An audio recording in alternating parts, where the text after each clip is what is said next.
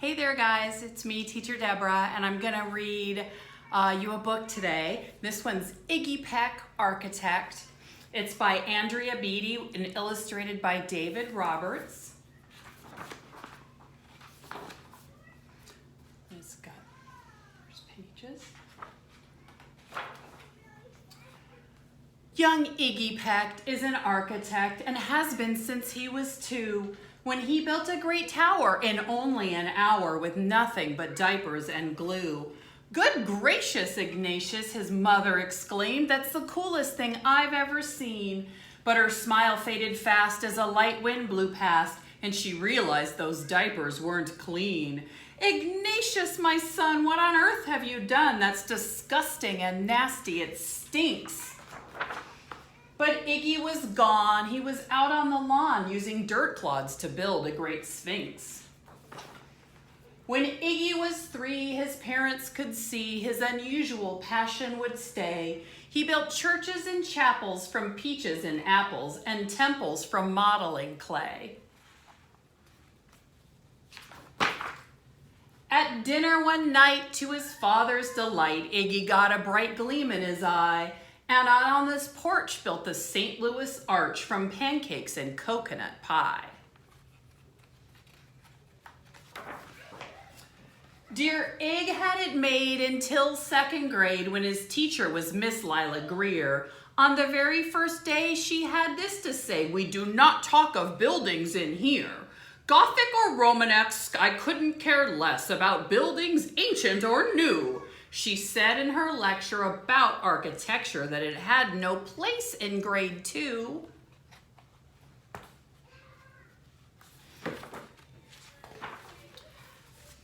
That might seem severe, but she was sincere, for when she was no more than 7, she'd had a great fright at a dizzying height in a building so tall it scraped heaven.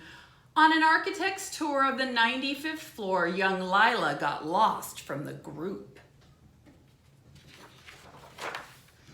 She was found 2 days later in a stuck elevator eating cheese with a French circus troupe. After that day, it's quite safe to say she thought all building lovers were nuts. As a teacher, she taught that above all one ought to avoid them, no ifs, ands, or buts. As you might guess, it would cause Iggy stress to hear such terrible talk, but he didn't hear. He sat in the rear while building a castle of chalk. "You, Iggy Peck, your desk is a wreck. Tear down that castle right now. You will not build in here. Is that perfectly clear? Do you need to see Principal Howe?" "No, ma'am," Iggy said. He lowered his head and his heart sank down to the floor. With no chance to build, his interest was killed. Now 2nd grade was a bore. After 12 long days that passed in a haze of reading, writing, and arithmetic, Miss Greer took the class to Blue River Pass for a hike and an old-fashioned picnic. They crossed an old trestle to a small island nestled in the heart of a burbling stream, but they no sooner passed than the footbridge collapsed and Miss Lila Greer started to scream. "We're trapped here, oh my! Alas, kids, goodbye!" Her eyeballs rolled back in her head. She dropped to the ground with a vague groaning sound, luckily fainted, not dead. The class was amazed. They stood there quite dazed, uncertain of what they should do. But one bright young man was off hatching a plan, which started with Miss Lila's shoe. Soon each lad and lass there at Blue River Pass was working together as one.